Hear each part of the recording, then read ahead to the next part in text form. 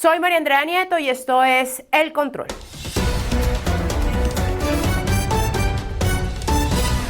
Hoy le haremos el control a una tortura blanca. Sí, les hablo del degradante método que usan en la dictadura de Nicaragua para violar los derechos humanos de la oposición política al régimen del dictador Daniel Ortega y la vicedictadora, su pintoresca esposa Rosario Murillo.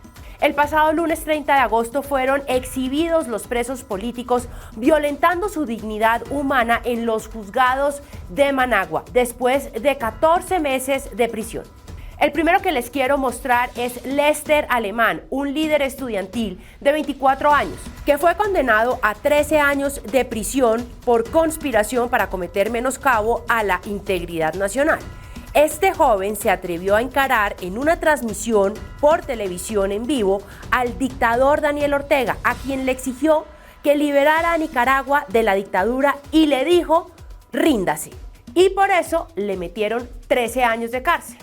Como les mencioné, lleva 420 días de prisión, ha desarrollado taquicardia, migraña y serios problemas en su pierna derecha. El mundo entero vio su foto el día lunes así: libertad para Lester Alemán, SOS, Nicaragua. ¿Y qué es una tortura blanca? Pues es un método que utilizan los dictadores Daniel Ortega y Rosario Murillo en contra de sus opositores y consiste en el total aislamiento, escasa alimentación y casi nulo contacto con otros seres humanos. Obviamente, sin ni siquiera poder ver el sol ni recibir visitas de sus familiares. Max Jerez es otro de los líderes estudiantiles que se encuentra en cautiverio por haberse atrevido a cuestionar la dictadura de Daniel Ortega. En la cárcel del Chipote se encuentran recluidos otros presos políticos. Los familiares han denunciado a través de retratos hablados cómo muchos de ellos han perdido entre 20 y 25 kilos de peso. Acá vamos a ver más imágenes de otros presos políticos que tienen en común el mismo delito: haberse atrevido a aspirar a la presidencia de la República en 2021. Juan Sebastián Chamorro, Medardo Mainera, Miguel Mora. Son más de 300 presos políticos los que sufren la horrenda violación de sus derechos humanos. Y es a esta dictadura, violadora del derecho a la protesta, de la libertad de prensa, la libertad de opinión, la libertad de participación política, a la que el gobierno de Colombia de Gustavo Petro se negó a condenar la violación de derechos humanos en el último Consejo Permanente de la OEA, en donde otros 27 países del hemisferio le exigieron a Nicaragua que respetara los derechos humanos de sus ciudadanos. El fin de semana pasado se conoció a través de Noticias Caracol que el propio canciller Álvaro Leiva dio la orden expresa al embajador en la OEA que no se presentara en el Consejo Permanente de ese organismo multilateral. Y ante el escándalo que se formó, esta fue la escueta excusa con la que mandaron a decir que, en relación con la resolución ante la situación en Nicaragua aprobada por el Consejo Permanente de la OEA el pasado 12 de agosto, en cuya adopción Colombia no participó, me permito informar a la opinión pública. La ausencia de Colombia en la citada sesión se debió tanto a razones estratégicas como humanitarias y no ideológicas.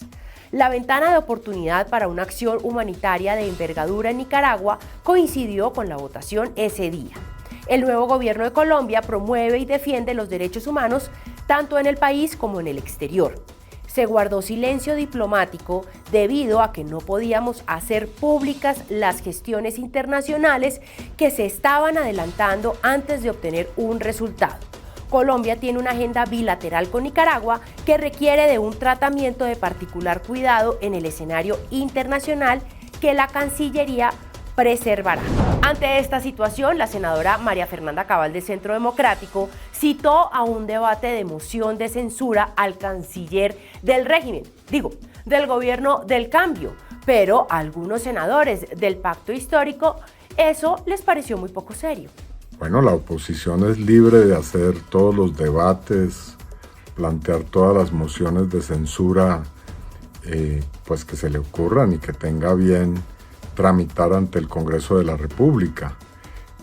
Lo que sí creo es que debería hacerlo de manera seria, no sobre rumores, intuiciones sino sobre hechos.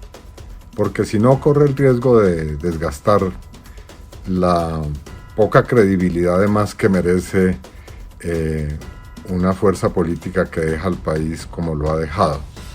Ahora dictan clases de cómo es que se debe hacer la oposición. En ese sentido, el senador Gustavo Bolívar, defensor de la primera línea, también se manifestó. ¡Qué ridiculez! ¿Qué presidente va a decir, ordeno apoyar las violaciones de derechos humanos de la dictadura de Nicaragua? Entre más tonta sea la oposición, más se van a demorar en ser tomados en serio. Mejor dicho, desde la bancada del Gobierno del Cambio mandaron a decir que sean serios y que no sean tan tontos, porque en el Gobierno del Cambio y de la potencia mundial de la vida no auspician la violación de los derechos humanos. Este fervor del Gobierno del Cambio por las dictaduras de América Latina solo lleva a más preguntas. ¿Tiene el Gobierno del Cambio una política de respeto de los derechos humanos y de la dignidad humana? La política de relaciones exteriores de Colombia, si hay alguna, no va a defender los valores de la democracia como el respeto por la libertad, el debido proceso y tantas otras conquistas de los derechos humanos. ¿Qué tienen para decir las organizaciones sociales progresistas que se rasgan las vestiduras cada rato sobre la gravísima persecución a la libertad? Como por ejemplo Juanita Gobebertus de Human Rights Watch. ¿Nada? Su silencio es complicidad. Sí, esa misma postura hipócrita que cree que la violación de derechos humanos es selectiva y que algunas guerras y violencias sí se justifican.